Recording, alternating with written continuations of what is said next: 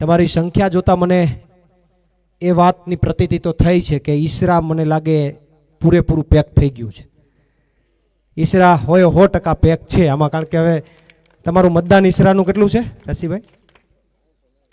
900 ની આજુબાજુ 1390. હવે એમાં અત્યારે એટલા લોકો હોય એટલે લગભગ કોઈ મત બહાર જતો નથી એવું મને લાગે છે. પણ મહત્વની વાત એ છે કે અત્યારે કોંગ્રેસ અને ભાજપના કાર્યક્રમોની અંદર હમણાં 2 દિવસ પહેલાની જ વાત કરીએ, ખીરસરાની અંદર કેન્દ્રીય મંત્રી મનસુખભાઈ ની આગેવાનીમાં એક સભાનું આયોજન થયું. એ સભામાં અત્યારે જેટલા ઉપસ્થિત લોકો છે ને એનાથી ઓછા લોકો હતા. તમે બધાએ ફોટા જોયા હશે. હા, અને એને કેન્દ્રીય મિનિસ્ટર જ્યારે આવતા હોય ત્યારે એનો પ્રોટોકોલ હોય. કેન્દ્રીય મિનિસ્ટર આવતા હોય ત્યારે બધી જગ્યાએથી વાહન મૂકીને લોકોને ભેગા કરવાના થતા હોય. આજુબાજુના ગામમાંથી લોકોને, આખી જિલ્લા પંચાયતની મિટિંગ હતી ને, કોઈ એક ગામની કોઈ એક તાલુકા પંચાયતની નહીં, આખી જિલ્લા પંચાયતની મિટિંગ. અને આખી જિલ્લા પંચાયતની મિટિંગની અંદર માત્ર 100 જણા. અને અત્યારે આપણે આ તાલુકા પંચાયત અને એમાં તમારા ગામમાં ભેગા થયા ત્યારે એના કરતાં પણ વધારે લોકો અહીંયા ઉપસ્થિત થયા છે. એ ઉપરથી મને એવું લાગે છે કે હાવણાવાળી થવાની છે અને વિસાવદરવાળી થવાની લાગે છે. કારણ કે કેન્દ્રીય મિનિસ્ટર આવતા હોય, એના પ્રોટોકોલ, એની સરકાર, એની મશીનરી, એનું તંત્ર, એનું સંત બધું લાગે, એમાં પૈસા બધું લાગે, વાહન લાગે, બધું લાગે, તો એ 100 થી વધારે માણા નહીં. અને અહીંથી અત્યારે જે લોકો આવ્યા એ પ્રેમથી લાગણીથી આવ્યા છે. અહીંયા કોઈ વાહનથી બોલાવવામાં નથી આવ્યા, બધા પ્રેમથી જોડાણા છે. કોંગ્રેસની પણ સભાઓ થાય છે, મિટિંગો થાય છે. તો અત્યારે હમણાં હું સરોડ ગયો તો મને સરોડવાળાએ એવું કીધું, એ અમારી ખાટલા બેઠક હતી, સભા નહોતી, તો સરોડવાળાએ લોકો એમ કીધું કે પ્રવીણભાઈ કે કોંગ્રેસની મિટિંગ હતી તો મૂળ 7 જણા હતા ગામમાંથી. તમારા ગામમાં કેટલા હતા? હા, તમારા ગામમાં કેટલા હતા? કોઈ નહીં. વાહ ખોદર વાહ.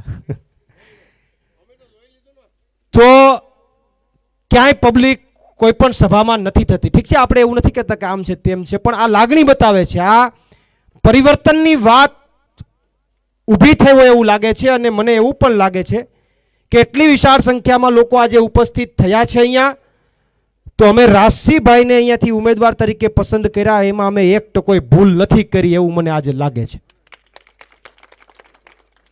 એમને પોતે જ્યારે ઉમેદવારીની વાત થઈ, મને ભાઈ કરશનભાઈનો ફોન આવ્યો, મારે ચર્ચા થઈ, વાત થઈ, એ પછી એમની પોતાના ડોક્યુમેન્ટની અંદર પ્રશ્ન થતા હતા તો માતૃશ્રીને ઊભા રાખ્યા.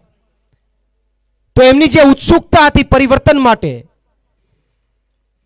કે ભાઈ કંઈક કરવું છે, એના માટેની જે ઉત્સુકતા હતી, એ મને એવું લાગે છે કે આવનારા દિવસોમાં પરિણામ આપશે. અને ચૂંટણી વખતે, ચૂંટણી સમયે એમના ઉપર કેટલા પ્રેશર આવ્યા, એમને કેટલા ફોર્મ પરત ખેંચી લેવાના પ્રયત્નો થયા, એને ન ઊભા રાખવાના પ્રયત્નો થયા, એ આપણે બધા જાણીએ છીએ. એમાં આમ આદમી પાર્ટીના ઉમેદવારો આ વખતે જે ફોર્મ ભર્યું એ બધાના ભાવ વધી ગયા માર્કેટમાં. તાલુકા પંચાયત વાળાના 5 લાખથી લઈને 15 લાખ સુધીના ભાવ હાલતા હતા માર્કેટમાં. અને જિલ્લા પંચાયત વાળાનો 15 લાખથી લઈને 45 લાખ સુધી ભાવ ગયો. તમારો 25 ભાવ હતો, બરાબર. કેશોદ નગરપાલિકાના વોર્ડનો એક સભ્ય, 4 સભ્ય હોય, એમાંથી એક સભ્યનો 30 લાખ 35 લાખ સુધીનો ભાવ હાલતો હતો.